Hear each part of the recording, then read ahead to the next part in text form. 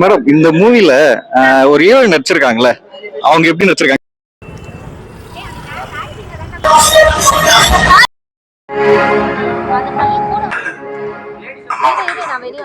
படம் எப்படி இருந்துச்சு? டார்க் மூவி பாத்தீங்களா? படம் சூப்பரா இருந்ததுங்க.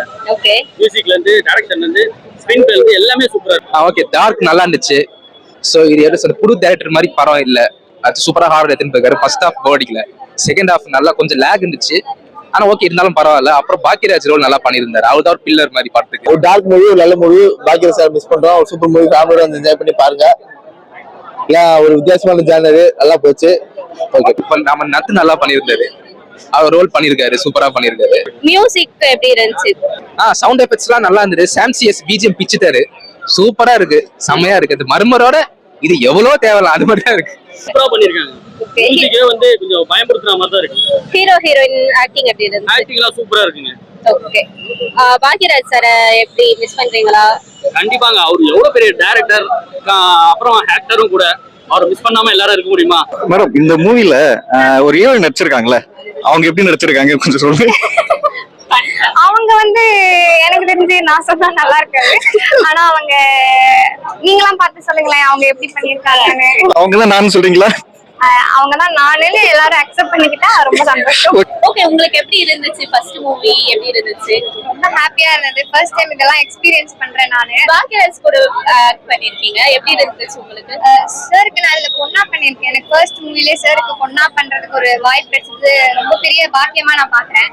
அவர் கூட அதிகமா டிராவல் பண்ண முடியல. இப்ப வருவாரு பாப்போம்னா நாங்க எக்ஸ்பெக்ட் பண்ணிருக்கோம் மொத்த டீமுமே. ஆனா வந்து அது அன்பார்ச்சுனேட்லி அது மிஸ் பண்றீங்களா ரொம்ப?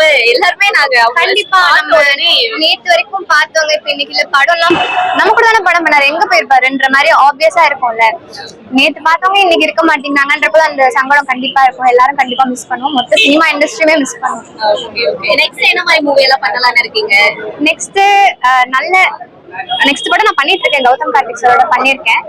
அது பொலிட்டிக்கல் பேஸ் மாதிரி ஜர்னல்ல வந்தா உங்களுக்கு நல்லா இருக்கும். நெக்ஸ்ட் இந்த ஜர்னல்ல வந்தா எனக்கு ஓகே இது பண்ணலாம் கன்ஃபார்ம் அந்த மாதிரி. எனக்கு வந்து மோஸ்ட்லி எது வந்தாலும் பண்ணுவேன். ஆனா வந்து நல்ல ஸ்கிரிப்ட் சூஸ் பண்ணி பண்ணணும்னு ஆசையா இருக்கு. நல்ல கேரக்டர். இந்த மூவிக்கு எப்படி உங்களுக்கு சான்ஸ் கிடைச்சது? ஆடிஷன் போய் அப்படியா இல்ல இந்த மூவிக்காக எவ்வளவு ஸ்ட்ரகிள் பண்ணீங்க? இல்ல, அப்பா வந்து ஃபீல்ட்ல இருக்கனால அப்பாக்கு கால் வந்தது. இவங்க இன்ஸ்டாகிராம் பார்த்து தான் என்ன பார்த்து ஃபைன் பண்ணி வந்தது. எதுவும் வைக்கலையா?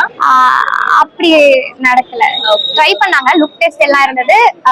ஓகே, இப்போ கேரக்டருக்கு ஓகே செட் ஆகுறனால அப்படியே கண்டினியூ பண்ணி. ஓகே மேம், நல்லா இருக்கு. நெக்ஸ்ட் நல்ல மூவி பண்ணுங்க. Thank you so much.